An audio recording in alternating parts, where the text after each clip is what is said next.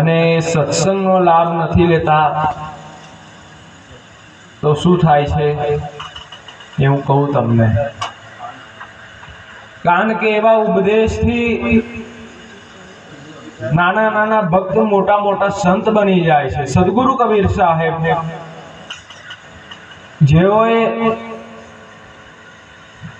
ધની ધર્મદાસજી સાહેબને ઉપદેશ આપ્યા, એમના પ્રશ્નના ઉત્તર આપ્યા અને ઉપદેશથી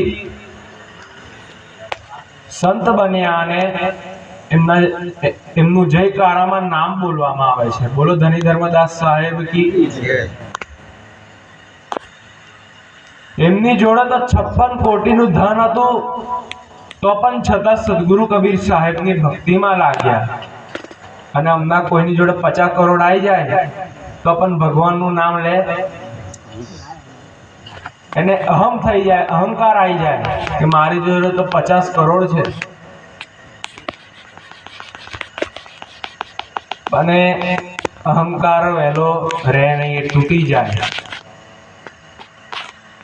રાવણને પણ એવો અહંકાર હતો કે મને તો કોઈ મારી નથી શકતું, હું તો સીતા માતાને ઉપાડી લાવ્યો છું, છતાં તો પણ આગળ જઈને એનો અહંકાર તૂટ્યો। એવી રીતે કોઈનો અહંકાર રહેતો નથી। એટલે હમણાં જે સંતો છે, મહંતો છે, તે બધા સતોગુણી છે, પણ કોક કોક કેવા હોય, કાલ પુરુષ જેવા હોય। બધા ના હોય, કાલ કોક કોક હોય। અમુક આવે તે ભેટ પૂજા લઈને નાહી જાય